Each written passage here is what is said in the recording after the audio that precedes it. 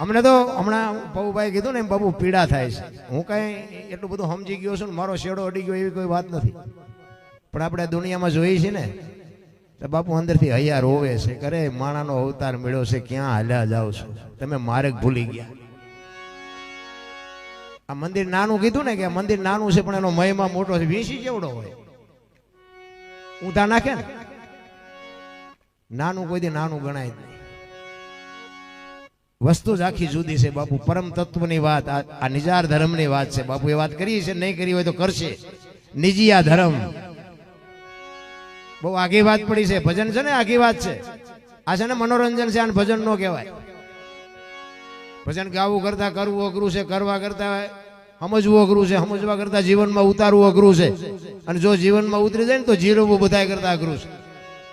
હારા બે ભજન ગાતા આપણે એમ કે સીતારામ તો આમ માથું કરે, સીતારામ તો ફાઇટ મરી તો તું જવાનો છો. પણ હલવાઈ જ્યાં છે બાપુ, આમ કોશું ગળી ગયા હોય એમ બેઠા હોય. આપણે એમ આમને હું જોતું હોય છે. અરે માણા જ નથી થતા ભલા. મને તો એમ થાય જીવે એવું આવ્યું ભાઈ, જીવ તો આવડે તો. મને તો આ બાપા મને એમ થાય કે રામા પીર બેઠા છે, ક્યાં ગોતો છો તમે, ક્યાં ગોતવાનો છે, શું કામ છે? આ બેઠો જીવતો જાગતો. અરે પરમ તત્વની વાત મહાપુરુષો એટલા માટે કહે છે કે સંત નો હોત સંસારમાં તો હળગી જાત બ્રહ્માંડ, જ્ઞાન કેરી લેર છે ઠારત ઠામો ઠામા, બાવા બધાય નો હતો તમે નું જાત ક્યાં. લુખા લફંગા છે એની વાત નથી કરતો, પણ હારા માણસ છે ને જેને વ્યવસ્થિત જીવવું છે એ આ સાધુની ઝૂંપડીઓ નો તો ક્યાં જાત. અરે ક્યાંય જીયા જેવું જ નથી બાપુ. જ્યાં જાઉં ત્યાં બધા રોવે જ છે. એક ભાઈ જઈ તો કે પૈસા ખૂટી રહ્યા, ધાબુ ભરવું હતું. બીજા ભાઈ જઈ કે ડોબું વિયાણું દોવા નથી દેતું. બીજા ભાઈ જઈ કે છોકરાને વહુ વેવાઈ તેડી ગયા, મોકલતા નથી. બીજા ભાઈ જાય કે છોકરાને પોલીસ વાળા લઈ ગયા, જામીન ચડતા નથી. આપણને એમ થાય આખી દુનિયા હારી રોવે જ છે, આપણે ક્યાં રોવું? હરીને મેળવવા દાસી જીવન રોવે, મીરા રોવે, નરસિંહ રોવે. મારા નાથ માણાનો અવતાર મળ્યો અને તું જો અમને ભેળો ન થતો તો અમારો અવતાર ફોગટવ્યો જાય. કોણ રોવે છે? પૈસા જોવે છે, છોકરા જોવે છે, બૈરા જોવે, મરો મોટી ખાડ કરી. અરે જાનવર પૂજાય. મારા બાપ હળદીના ઘાટ ઉપર રાણા પ્રતાપનો ઘોડો પૂજાય છે, સતાધારમાં પાડો પૂજાય છે, ચમરાળામાં ભેંસ પૂજાય છે, કચ્છમાં દાદા મેકરણનો કૂતરો ને ગધાડો પૂજાય છે. આપણું પાડો છે હારું નથી બોલતા. અરે માણા કેવા, ગધાડા કેવા. અરે બાપુ સમય મળ્યો છે, મને તો એમ થાય કાલ મરી જાઓ અને આપણે મર્યા પછી જો ગામમાં 5 જણા હરખી તે રોવે નહીં તેને જીવાય ન કહેવાય ને ભલા માણા. હે જિંદગી એવી જીવાય. અરે આપણી નાતનો ન હોય, આપણા ગામનો ન હોય, આપણો હગો ન હોય, ખબર પડે કે ઓલો માણા વિયોગ્ય તેથી બાપુ હૃદયમાં હબાકો આવે. ઘરે માણા જેવો માણા વિયોગ્ય એને જીવા કહેવાય. મારા બાપ મેં તો આખી જિંદગી આ બાપ મારું ચમ હાલ્યું. આ કીધું ને કે આવા સાહિત્યકાર હોય તો મારું ચમ હાલ્યું એ મને ખબર નથી. બાકી હાલી જ્યું છે ગમે એટલા દી હાલે. આવું તમે કરો છો એ ન કરશો એવી કોઈ મારી વાત નથી. જે ધર્મનું કાર્ય કરતા હોય કરજો, પણ મારો મેઇન મુદ્દો છે કે મા બાપની સેવા કરવા. હું બધાને હાથ જોડીને કહું છું કે મા બાપની સેવા કરજો જો હોય તો. પછી ફોટા અગરબત્તીઓ કરે કઈ નહીં વળે.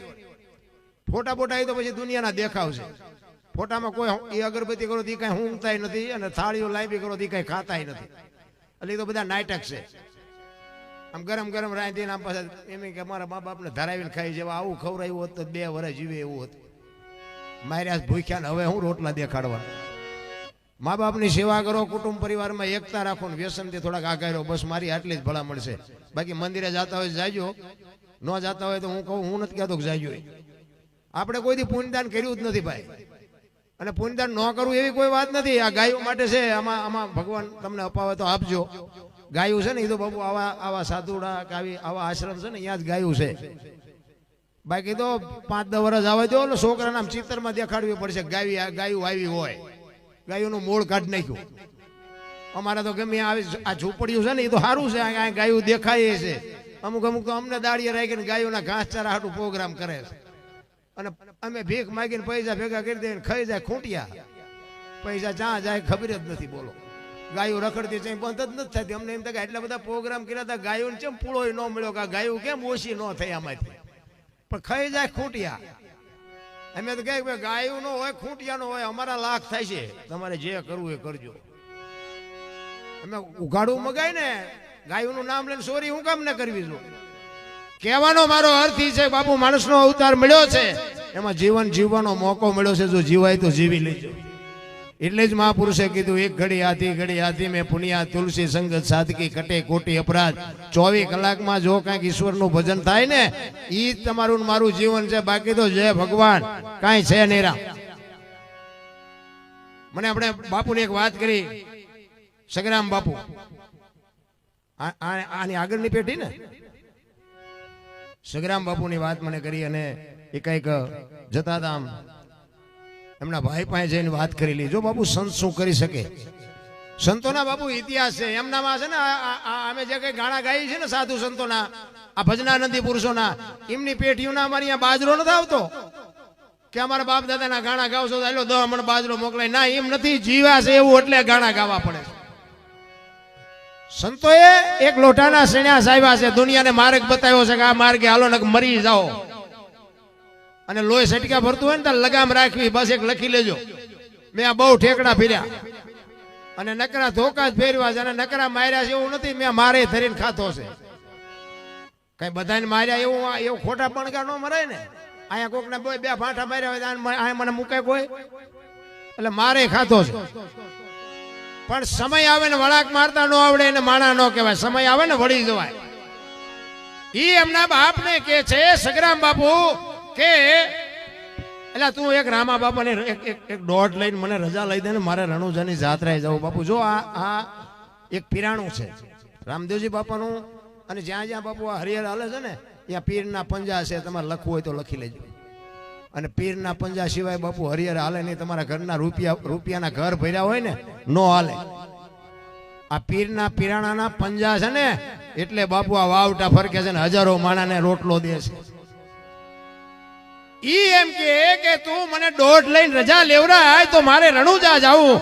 અને નીકળે અને એક ગામના ઝાપે પૂગે ને ગામમાં કઈ એવો બનાવ બનેલો અને કઈ ટાણું હશે, કોઈ મરણનો પ્રસંગ હશે, બાપુને કઈ આવકાર કઈ મળ્યો નહીં, હાનનું ટાણું હશે. પોતાને દુઃખ તો થોડુંક થાય, સ્વાભાવિક છે. કોઈ પણ ગામમાં જાય ટાણું હોય એવું અને કોઈ આવો ન કે સ્વાભાવિક છે. પેલા અત્યારે જેવું નહોતું, અત્યારે છે બધું, પણ આવકાર જેવું કઈ છે જ નહીં. એમાં પેલો મોબાઈલ હોય તો મોબાઈલમાં જ બેઠા હોય આખું ઘર, બૈરા આદમી બધા. આપણે ફળી આમ જઈએ તો પેલા તારા બાપા જાય ગયા તોય અત્યારે માથું ન કરે. આપણે શું પૂછવું? આ મોબાઈલે તો બાપુ દી ઉઠાડી દીધું. એમને બીજા ભાઈ મળીને એ બધાને જાણ કરી કે ભાઈ તમે આ ગામમાં કોઈ માણા આવે ને તમે એક બટકું રોટલો ન દઈએ કો ભલામણ. અને હવારમાં એમ કહેવાય કે ઈ એમ કે છે કે મારે રણુજા જવાનું છે, રણુજાનો રસ્તો કયો? એટલે રસ્તો કહે કે આ રસ્તેથી જવાય. તો કોકે અહીંયા કીધું કે ભાઈ આગળ એક ગાય મરી ગયેલી પડી છે, બીજા રસ્તેથી જાઓ, અહીંયા આગળ રસ્તામાં ગાય છે મરેલી. બાપુ કહે છે કાંઈ વાંધો નહીં, મરેલી ગાય થોડી આપણને મારી નાખવાની, પડકે થઈને વ્યા જાવ, એમાં શું ફેર પડે? ન્યા જાય અને જો બાપુ આ માં અને સંતાનના યોગની વાત છે. અને ઈ તો માણા હોય ને અસર થાય, બાકી માણા મરેલા પડ્યા હોય તો કોઈ સામું નથી જોતું. ઈ વાસડો બાપુ આમ જોઈએ અને એની કદાચ આંખમાંથી આહુડા પડતા હશે, એની માં મરેલી પડી છે, ઈ વાસડાને જીવતો જોઈ અને બાપુની નજર એની માથે પડે અને બાપુ સંતનું હૃદય દ્રવી ગયું. હો ભાઈ, ઈ ભારતની ભૂમિ છે, ઈ ભજનની દુનિયા છે. સંત વિચાર કરે કે આ વાસડાને કેમ ખબર પડે કે મારી માં મરી ગઈ છે? પણ વાસડો વિચારતો હોય છે ને કે મારી માં કેમ ઊભી નથી થતી, મારી માં કેમ નથી ઊભી થતી? સંત અહીંયા ઉભા રહીને વિચાર કરે કે આ વાસડાના મનમાં શું હશે? આ ગામમાં તો કાંઈ છે નહીં, હવે આ વાસડો ક્યાં સુધી અહીં બેસે? અને હૃદય બાપુ દ્રવી ગયા અને અહીંયા બાપુ એક અગરબત્તી હળગાવે અને અડધી અગરબત્તી હળગે, અડધાથી ઉપર હળગે, પૂરી થવાની તૈયારી થાય અને અખિલ બ્રહ્માંડના માલિકને બાપુ તેથી એને અરજ કરીએ છે. કેવી કરીએ છે? ઈ કે આ અગરબત્તી પૂરી થઈ, હવે બીજી હળગાવું છું. અને બીજી અગરબત્તી પૂરી થયા પહેલા જો ગાને બેઠી ન કરીને મારા ખોળિયામાં જીવ રહેવા દઉં તો હું હગરામ નહીં બાપ. ઈ અગરબત્તી હળગાવે અને અડધી અગરબત્તી હળગે ને બાપુ ગાય કાન હલાવ્યો. આ કેવું ભજન હશે બાપુ આપણને નક્કી થાય છે? અત્યારના ભણેલા ગણેલા ના એવી વાતો કરો ને એટલે કે આ બધું તાંત્રિક હોય, આ બધું જંતર મંતર હોય. એટલે અત્યારે બાપુ કોઈ કઈ માનવા તૈયાર નથી. બાકી તો સત્ય જો ન હોય ને તો આ થાંભલા નથી, આ એમનામ ન ઉભા રહીએ આ કોઈ દી. ઈ ગાય બેઠી થઈને પછી બધા ગામના ને જાણ થઈને બધા ભેગા થયા. બાપુ તો ભાઈ ઝાડવે ચડી ગયા, ભાઈ આ બધા ભેગા થયા હારા મને કઈ હેરાન કરશે. બધાએ ઉતરીને કીધું, બાપુના પગમાં પડવા માંડ્યા. હવે જે આ દુનિયા એ જ દુનિયા છે ને તારે, આવકાર ન દીધો એ પાછા પગે લાગવા માંડે. હાથીની અંબાડીએ ચડાવે ને પાછા ગથાડે બેહારે. આ ઈ દુનિયા છે. એવા બાપુ જે રામદેવજી બાપાનો પરચો, એવા તો બાપુ કાંઈક પરચા છે સાધુ સંતોના. અને તમારી મોજ હશે એવા 10 પરચાની વાતો આપણે કરશું. પણ મને ડાયરો મજા આવી. ડાયરો આવો ભાવિક ડાયરો છે. આ બેનો બેઠા છે ને, બેનોને ખાસ કહું, મારી વાતો અમુક કડવી છે પણ દર્દ તો કડવું પાય તો જ મટે. ગોળ ખવડાય દર્દ ન મટે. એટલે કડવું લાગે ને ન બોલાવો તો મારે કઈ બહુ જરૂર નથી. ભગવાનની દયા છે, ઘરે ન હાસી શકું એટલું આપ્યું છે. પણ બેનોને એટલા માટે કહેવું પડે છે કે બાપુ ફેશન ઓછી કરજો, ખાઓ પીવો મોજ કરો વાપરો. જોકે આ આપણે ગામડામાં તો સારું છે, બાકી શહેરમાં જાય છે તો નક્કી જ નથી થતું બેન હાલ્યા આવે છે કે ભાઈ હાલ્યા આવે છે. આપણે બોલાવી ત્યાં ખબર પડે. આપણે એમ કે ભાઈ છે એમ કે ભાઈ ક્યાં છું, હું તો બેન છું. ત્યાં આપણે ખબર આપણે હલવાણા.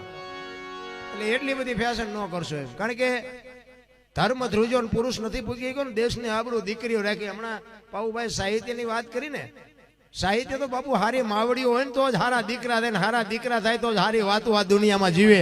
બાકી માં હારી ન હોય તો બાપુ કાંઈ સહેજ નહીં વાત હારી. એટલે હું કોઈ હલકટ વાત નથી. મારી એક વાત, મારી વાત ઉપર ધ્યાન આપજો. મારી વાત તમને હારી લાગે તો રાખજો, નો હારી લાગે તો પડી રહેવા દેજો.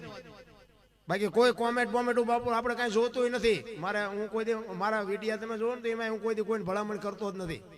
કોમેન્ટ કરજો ને સબસ્ક્રાઈબ કરજો ને પૂછડું કરજો ને ઢોકળું કરજો. 2 હાથ વાળો શું કરે, ઓલો 1000 હાથ વાળો કરે, તેથી મારી ભૂખ ભાંગે. તમે હું મારી ભૂખ ભાંગવાના?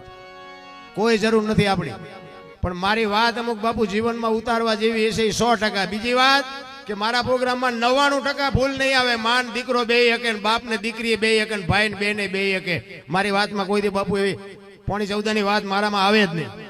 કારણ કે મેં હમણાં કીધું મારા હૃદયની અંદર બાપુ મને એક વેદના છે કે તમે માણસ થઈ જાઓ. તમારી પાસે કરોડ રૂપિયા હોય ને તો ભલે હોય, તમને મુબારક, તમારી પાસે કોઈ નહીં લઈ જાય. પણ જીવો માણાની રીતે. તમને ભગવાને આપ્યું હોય ને પાડોશી ન આપ્યું હોય તો બાપુ કોક દી ક્યાં વિચારો, કોક દી ક્યાં એક બે રોટલાનો લોટ આપો. ઝૂંપડામાં બાપુ જો ઈશ્વર અપાવે ને તો કાંઈક આપો. બાકી પૈસા વાળાને આખી દુનિયા સલામું મારે છે, હું મારું છું, નકર નડે. કોઈ હરત નથી રામ. બાકી ગરીબ માણસની જે બાપુ દુઆ છે ને, ડોક્ટર એમ કે નહીં બચે તોય મારો નાથ ન મારી શકે, આપણે ગેરંટી તમને કહી દઈએ. એવી ગરીબ માણસની બાપુ તમે પૈસાની પથારીઓમાં છો એટલે તમને ખબર નથી. ઝૂંપડામાં રહેશે ને લુગડા વગરના છોકરા જે ધૂળમાં રમતા હોય ને, એને પાર્લેની ખબર નથી. તો તમે કાજુ બદામ ખાઓ છો. ઈ છોકરાને બાપુ એક પાર્લેનું પડીકું આપી આવો ને, અને લુગડા વગરના છોકરા હોય ને પાર્લેનું પડીકું ખાય ને, એના પેટમાં જાય ને પછી આશીર્વાદના ધોધ છૂટે ને, એ ખટારાના ઠાઠામાં ગરી ગયા હોય તોય નો ઓલો મારી કે બાપુ ઈ પાવર કરવાની જરૂર છે. કોઈની દુઆ લેવાની વાત છે. બાકી કદુઆ બાપુ હટી જાય ને તેથી આ દુનિયામાં ખાવા ધાન કે પહેરવા લુગડું નહીં રહે. હારા અમે જોયા છે બાપુ પતન થતા. કોઈ છે ને આ કરમ બરમ ની વાતોમાં મને કાંઈ ટપા નથી પડતા. કરમ જે હોય આપણે રામ રામ રામ કરી. સીતાજી રામ ને પરણ્યા, આખી જિંદગી મારો દી નો હોય ગયો. શું કરમ છે? એટલે આપણે કરમ બરમ કઈ ફીંદવા ભક્તિ કરે દુખી છે, દુનિયાના બૂસ મારે સુખી છે. લ્યો, કૃષ્ણ પરમાત્મા આખી દુનિયાને બાપુ બનાવવા વાળો, એને ખબર ન હોય કાંઈ બેસ તો ભીલ મન બાણ મારશે, એને ખબર ન હોય એનું શું કરમ છે? દ્રૌપદીના ચીર લૂંટાતા ત્યાં કોણ નતું? કાળના જડબા ઝાલીને ઉભા રાખે એવા પાંડવો હતા. એ દીકરીનો શું ગુનો હતો? આખી દુનિયાને ખબર છે હું એનું કરમ હતું. અરે થઈ થાવીને થાશે એવો ત્રિકાળ જ્ઞાની મહાપુરુષ ગંગાનો પુત્ર ભીષ્મ કાલ શું બનવાનું ઈ જેને ખબર હોય એને છેલ્લે બાણની પથારીમાં હું પડ્યું મારા બાપ આપણું કરમ હું છે દુનિયાના કેટલા બૂસ માર્યા જોવો તો ખરા કાલ શું બનવાનું છે અને યમના દૂત જેનો જીવ લેવા આવે અને યમના દૂતને કહી દે કે અત્યારે વિયોજા 6 મહિના પછી આવજે બાપુ પોતાનું મોત રોકીએ કે આવો સિદ્ધ પુરુષ એને છેલ્લે બાપુ રૂએ રૂએ બાણ માર્યા બોલો તો આપણને એમ થાય ખરું આટલો આવો મહાપુરુષ અને એને આ કરમ ભોગવવું પડ્યું તો આ કરમ હશે શું મને તો ભાવમાન કરમમાન આપણે ત્યાં ગાણા કાલાવાલા કરીએ એટલે ભાઈ કે આપણે ઊંડા આમાં ઉતરતા હું ઉતર્યો નથી ને તમે ઉતરતા નહીં ને બીડીયું ઠૂઠા વીણતા થઈ જાય એવું છે આ તો બધું ભજન છે ને એમ સમજાય એવી વાત જ નથી હમણાં અમારા અશુભાઈ ભજન ગાયું ને ઓલે એક સાખી કીધી વચ્ચે ગૌરી તમારા પુત્રને મધુરા સમરે મોર દીના સમરે વાણિયા રાતે સમરે સોર હું એમ કહું છું ગણપતિ ને મોર ને શું હગું શું થાય મોર નું નામ આવે મારી પાસે કાગડો ને કબૂતરું ને કાંઈ ન કીધું કે ગૌરી તમારા પુત્ર ને મધુરા સમરે મોર મોર તો આ જ હોય ને ઉડતા હોય ઓલા સોમાં આમ બોલે એ જ મોર હોય ને બીજા મોર હોય તો હું એમ કઉ છું કે ગણપતિ ને મોર ને હગું શું થાય એમ છે જ નહીં બધા માથા હલાવે ભારે મજા આવે ભારે સમજવાય ને કોઈને તાકાત જ નથી સમજાય ને તો જ મજા આવે અને સમજાય ને ભજનમાં બેઠા હોય અને સમજાય ને તો દી ઉગે બાપુ બંગાહું ન આવે ને ઘડિયાળમાં ન જોવું પડે જો ભજનમાં બેઠા હોય તો ગૌરી તમારા પુત્રને સૌથી સમરીએ મોર એમ છે તારા માં આ 33 કરોડ દેવ છે ને એમાં તારા દીકરાને બધાયની પહેલા સમરીએ બધાયની મોર તા બધા મોરલા ઉડાડે છે બધા હાય હાય કરે છે ગૌરી તમારા પુત્રને મથુરા સમરે મોર હું તો એમ કહું કે એ ઉડાડો જ્યાં સુધી ઉડે ત્યાં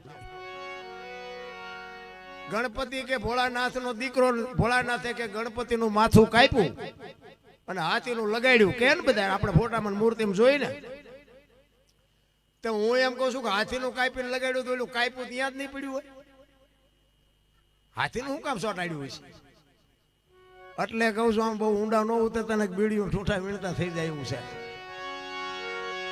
ને કે હાથીનું બાપુ લગાડી શકે એનું કાપ્યું એ ન લગાડી શકે અને હાથીનું માથું હોય જેવડું માણસ શરીર ઉપર ફિટ થાય તમને કેમ લાગે અરે આ મગજ મારી વાળું છે એક વાણી એવું કે છે પેલા મેં જન્મ્યા પછી જન્મ્યા બડા ભાઈ ધામધૂમથી મારા બાપા જન્મ્યા પછી જન્મી મારી માં વાહનો ભાંગી નાખે કોક આવું હોય પેલા હું જન્મ્યો પછી મારા મોટા ભાઈ પછી મારા બાપા પછી મારી માં હળદર ભરેવા ગઈ નાખે કે નહીં પછી સાચું લ્યો એ તમને નો સમજાય તમારો પ્રશ્ન છે એના માટે તમારે તમારા આની માટે જ બાપુ સદગુરુ જોવે કોઈ સંતની બાપુ શરણું જોવે આ કોઈ યુનિવર્સિટીમાં કોઈ ભણાવતું નથી અને ખોટું હોય ને તો આધુનિક યુગ છે બાપુ હાલે નહીં 100% હું બોલ્યો નહીં 100% સત્ય છે પણ આ સમજવા માટે સદગુરુની જરૂર પડે સદગુરુ વિના બાપુ આ તમને સમજાય નહીં એક એક શબ્દ બાપુ છે ને એક સાખીની વાયે એક રાત કાઢવી હોય તો નીકળી જાય જો એને તમે ખોલવા માંડો ને એક સાખીની વાયે એક રાત નીકળી જાય બાપુ ભજન તો આખી બાબત છે મારા ગંગા સતીની વાણી કહે છે પિંડ બ્રહ્માંડ થી પર ગુરુ મારા એનો બતાવું તમને દેશ પિંડ બ્રહ્માંડ કોઈ તમારે પૂછવાનું બાપુ તમારા ગુરુ હોય તો પૂછજો કે આ ઓલે દરબાર આવ્યો તો આવી વાત કરતો તો સાચું છે ખોટું છે તમારે પૂછવાની સૂચ બાપુ એવા હારા હારા સંતો ભેગી મારે બેહવાની બેઠક થઈને અને જે છે ને જે પાપી હોય ને આ દુનિયામાં બાપુ ક્યાંય કોઈ આવકાર ન દે ચારે બાજુથી વંટોળિયા સડે ને પછી જ બાપુ આ માર્ગ જડે અને આ માર્ગ જડ્યા પછી જ આવા સંતોનો ભેટો થાય સંતોના ભેટા થયા વગર બાપુ આ વાતું બાતું સમજાય નહીં ગમે એટલા બુદ્ધિશાળી આ ભણેલા ને ગણેલા ઉભા વાહડા જેવા ગામમાં રખડે કોઈ આઠાનાની હળદરે નથી દેતું રામ કોઈ મતલબ નથી આ મેં તમને પૈસા આપ્યા છે આ મારા આ ગામમાં શું હગું છે કાંઈ મને કોઈ ઓળખતા હતા હું આ ઉપર બેઠો છું હું બોલું છું તમે સાંભળો છો અમે પૈસા આપ્યા છે પણ બાપુ સાતી ઠોકીને કહું છું કે તમારે સાંભળવું જ પડે. હોનું છે એટલે સાંભળવું પડે.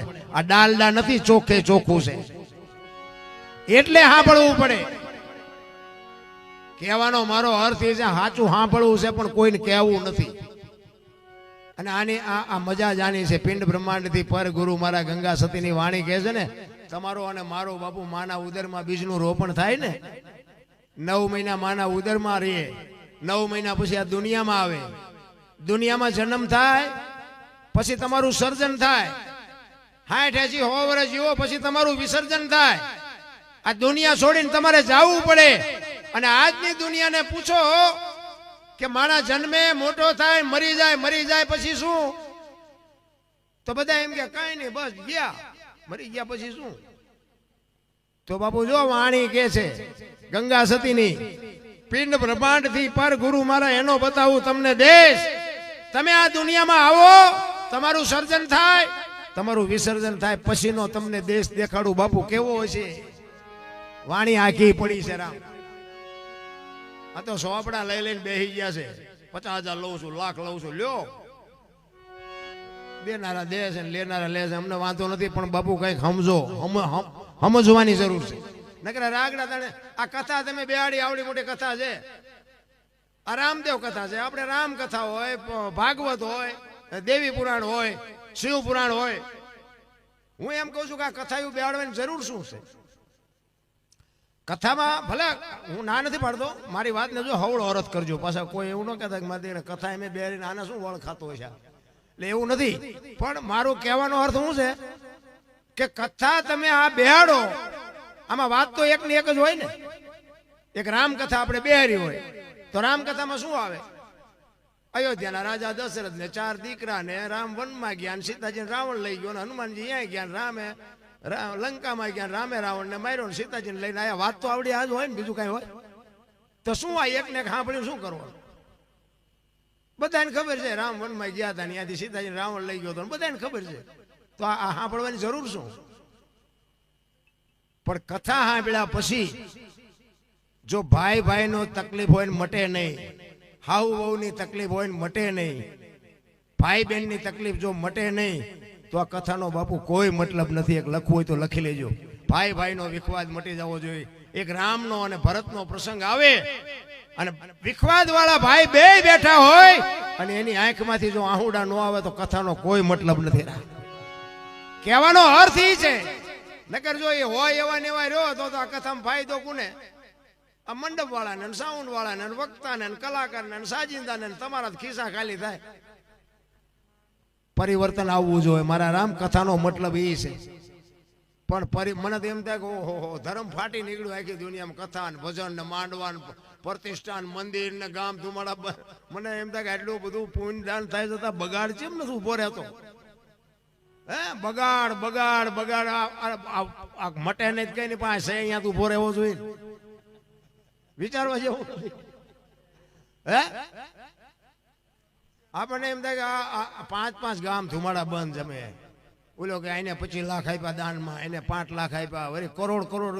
હમણાં તો અહીંયા આપણે બાવળિયારી હોનાની નોટું બાપુ ઉડાડી, બાપુને જોઈખ્યા હોનાથી, કોઈ ચાંદીથી. સારું, ધન્યવાદ. એમના ગુરુ મહારાજને આટલું બધું ઓલું કરતા હોય તો આપણે માની છે, એમને વંદન કરી છે. પણ હું મારું કહેવાનો અર્થ શું છે કે આટલું બધું પુણ્યદાન થાય છે તો બગાડ કેમ નથી અટકતો? મને એ મગજમાં નથી બે. આપણા ગરેટા એટલું કરી જ નહોતા અને આટલો બગાડ હતો હોય નહીં, તો આ પુણ્ય વધ્યું ને બગાડ વધ્યું એમ કેમ થયું? આપણા બાપા પાસે ખાવા પૂરું ધાન નહોતું, રહેવા સારું ઘર નહોતું, તોય કોઈએ ન કીધું કે મારા મા બાપ મને નડે છે, મારા આશ્રમમાં મૂકવા જવું છે. અને આ ભણીને આવ્યા ને પછી કે અમે અહીંયા તમને દઈ જઈશું છૂટા, અહીંયા વ્યાજ. ને હું તો એમ કહું છું કે છોકરાને એમ કહેવાય કે તમારે અમે નથી ફાવતા ને, કે તમે વ્યાજ જાવ આશ્રમમાં, આ મકાન તો અમે બનાવ્યું. પણ કોઈ બોલી જ નથી. અને આમાં પાછું હોય કેવું ખબર છે? પેલા માતાજી આવે ને પછી ડખા ઉભા થાય. છોકરો કુંવારો હોય ત્યાં વાંધો નથી આવતો. અને પાછું એમાં એવું છે, બેનનો વાંક છે, નકરું એવું નથી હો.